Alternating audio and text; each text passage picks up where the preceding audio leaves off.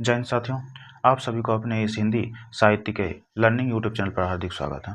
हम सब हिंदी साहित्य को विस्तारपूर्वक अध्ययन करने जा रहे हैं और शुरू जो करेंगे भाषा विज्ञान से शुरू करेंगे।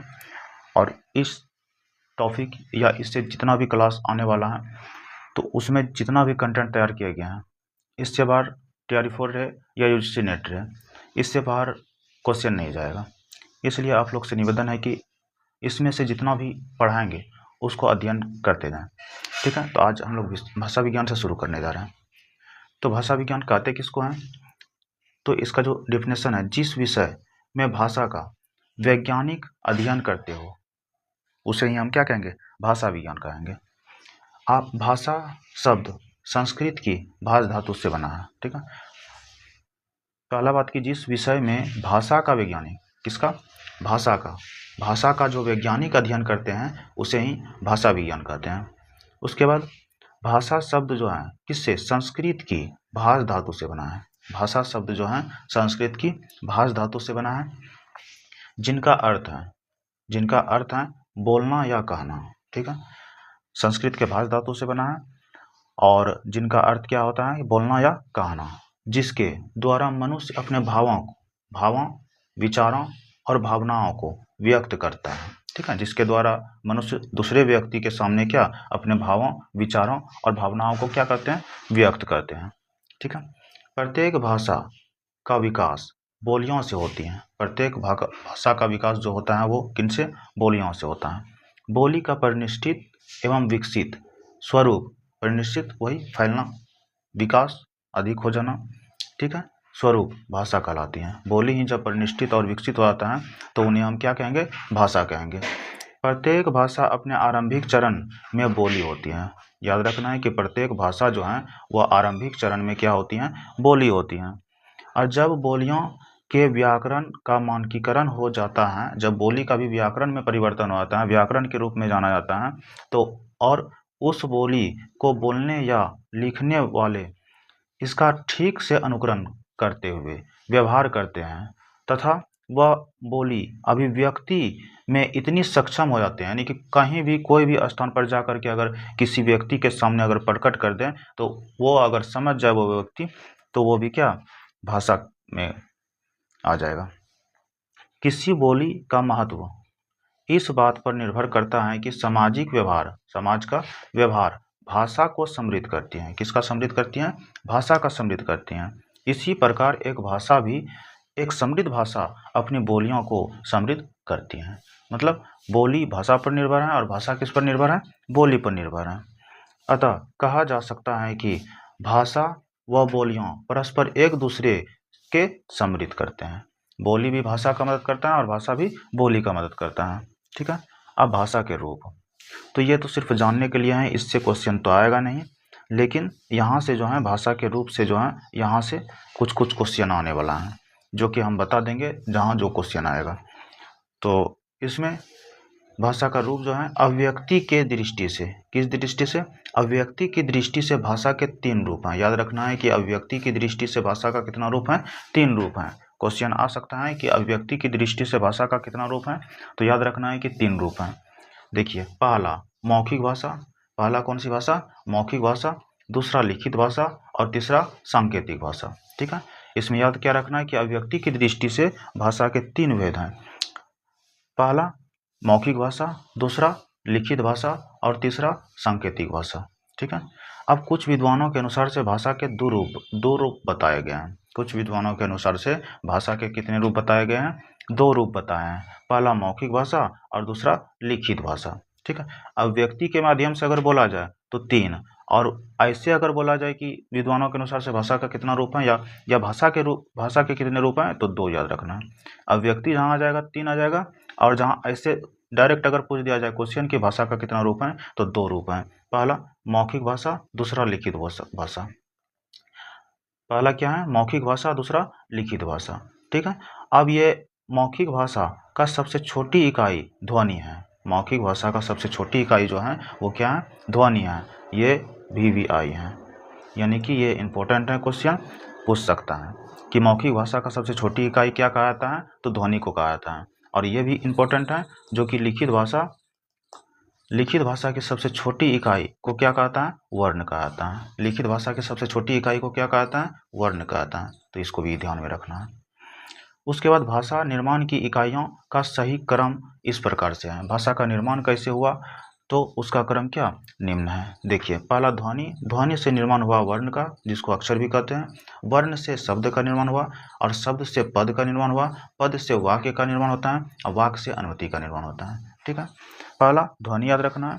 ध्वनि से वर्ण का, जिसको अक्षर भी कहते हैं, फिर शब्द का, और फिर पद का, फिर वाक्य का, फिर अनुवृत्ति का। ठीक है, अब इसको बारी बारी से पूरा।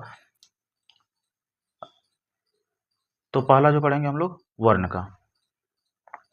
ध्वनि तो जो बोला जाए, जो आवाज निकले, तो वो ध्वनि है। उसके बाद वर्ण, वर्ण जो है ध्वनि के लिखित रूप को वर्ण कहते हैं। यानी कि जो बोला जाता है उसको अगर लिखित रूप दे देंगे तो उन्हें हम क्या कहेंगे? वर्ण कहेंगे।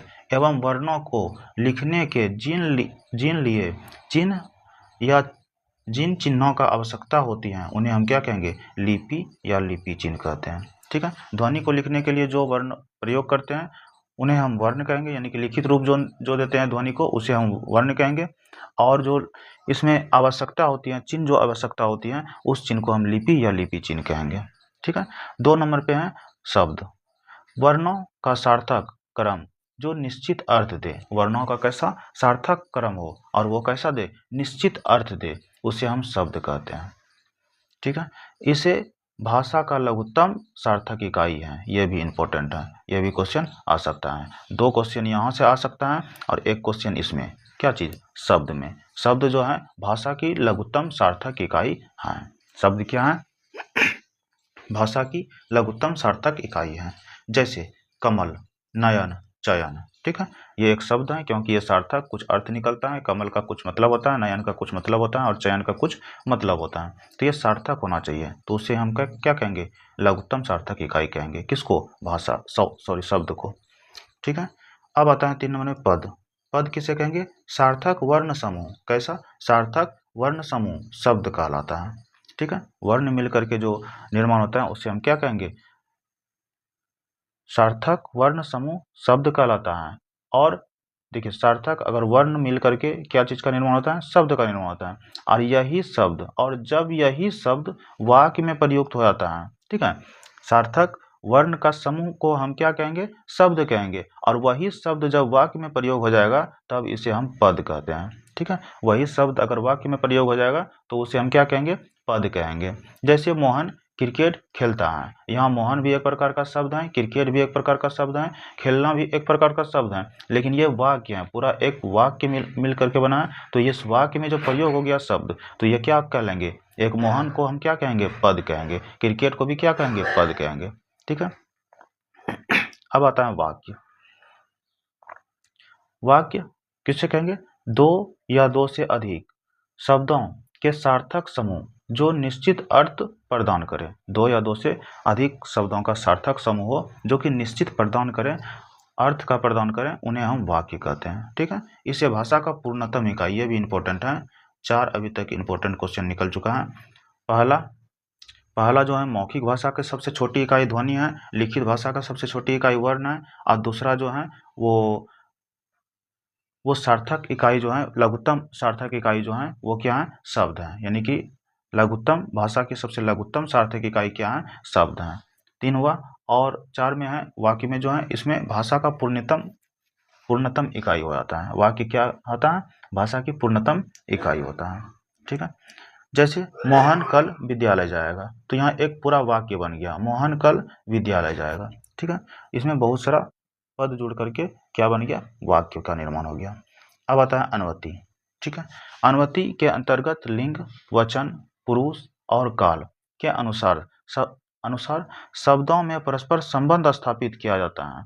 यह संबंध कर्ता और क्रिया, कर्म और क्रिया, संज्ञा और सर्वनाम, विशेषण और विशेष्य में होता है। यानी कि इसको अगर लिंग, वचन, पुरुष ये सब में, काल में, क्रिया में, वाक्य को एक काल, क्रिया, पुरुष, वचन, लिंग के अनुसार से अगर लिखा जाए उसे हम क्या कहेंगे? अनुवृत्ति कहेंगे। ठीक है, अब ये तो भाषा के बारे में पढ़े, उसमें जो जो प्रयुक्त होता है उनके बारे में पढ़े। जो कि क्वेश्चन जो निकला 4 क्वेश्चन निकला यहाँ पे। पहला, मौखिक भाषा की सबसे छोटी इकाई ध्वनि, लिखित भाषा की सबसे छोटी इकाई वर्ण, और भाषा की लघुत्तम सार्थक इकाई जो होता है वो शब्द होता है, और फिर भाषा की पूर्णतम सार्थक इकाई जो होता है वो वाक्य होता है। ये 4 क्वेश्चन निकला, 4 क्वेश्चन को याद रखना है। बाकी अगर नहीं भी याद रखते हैं तो कोई दिक्कत नहीं, लेकिन ये 4 क्वेश्चन में कोई ना कोई एक क्वेश्चन आ ही जाएगा, ठीक है। उसके बाद भाषा एवं बोली। भाषा एवं बोली में, भाषा और बोली में समानता क्या है? विचार विनिमय यानी कि अभिव्यक्ति का माध्यम है। दोनों में समानता क्या है? भाषा में भी और बोली में भी समानता क्या है? दोनों का काम क्या है? विचार विनिमय यानी कि अपने अभिव्यक्ति का माध्यम होता है, ठीक है। विचार अपने विचार को क्या कर सके? आदान प्रदान कर सके। कौन? भाषा और बोली दोनों। अब भाषा और बोली में विभिन्नता क्या क्या है वो देखते हैं। देखिए, भाषा का प्रयोग विस्तृत क्षेत्रों में होता है। भाषा का प्रयोग कौन सा क्षेत्रों में होता है? विस्तृत क्षेत्रों में, अधिक से अधिक क्षेत्रों में होता है। लेकिन बोली का प्रयोग सीमित क्षेत्र में होता है। सिर्फ क्षेत्रीय भाषा ही बोली कहेंगे, जो कि सीमित क्षेत्र में होता है। अब फिर भाषा का रूप परिनिश्चित होता है। भाषा का रूप कैसा होता है? परिनिश्चित, फैला हुआ रहता है। लेकिन बोली का रूप परिनिश्चित नहीं होती है, ठीक है। भाषा में व्याकरण का प्रयोग होता है। भाषा में किसका? व्याकरण का प्रयोग होता है, लेकिन बोली में व्याकरण का प्रयोग नहीं होता है। भाषा से साहित्य की प्रचुरता रहती है। भाषा में साहित्य की प्रचुरता होती है, लेकिन बोली में कोई भी साहित्य का प्रचुरता नहीं होती, यानी कि बोली में साहित्य का अभाव रहता है, ठीक है। अब भाषा व्याकरण के नियमों पर आधारित है। किस नियम से? व्याकरण के नियम पर आधारित है, लेकिन बोली के लिए कोई व्याकरणिक नियम नहीं होती है। फिर भाषा लिखित, याद रखना है भाषा कैसा है? लिखित है और मौखिक दोनों रूप में होती हैं। भाषा किस रूप में? लिखित रूप में भी और मौखिक रूप में, दोनों रूप में होती हैं। लेकिन बोली सिर्फ मौखिक रूप में होती हैं। बोली किस रूप में? मौखिक रूप में ही होती हैं। फिर भाषा में लिपि का प्रयोग होता है। भाषा में किसका? लिपि का प्रयोग होता है, लेकिन बोली में कोई भी लिपि का प्रयोग नहीं होता है। यह सिर्फ याद रखना है, क्योंकि इससे भी क्वेश्चन आ सकता है। फिर भाषा का प्रयोग साहित्य रचना में होती है। भाषा का किसमें? साहित्य की रचना में प्रयोग होती है। लेकिन बोली का प्रयोग स्थानीय स्तर पर जन सामान्य द्वारा बोले जाते हैं, ठीक है। जो बोली का प्रयोग किसमें? स्थानीय स्तर पर, क्षेत्रीय स्तर पर, जन सामान्य यानी कि लोगों के द्वारा जो है बोले जाते हैं, ठीक है। अब इसकी एक कहावत है, जो कि बोली की एक कहावत है, कोस कोस पर पानी बदले, 3 कोस पर वाणी, ठीक है। अब यह गंगा नदी के आधार पर जो है बिहार में बोले जाने वाले बोलियां जो हैं 5 हैं। ये किस आधार पर? गंगा नदी के आधार पर बांटा गया है,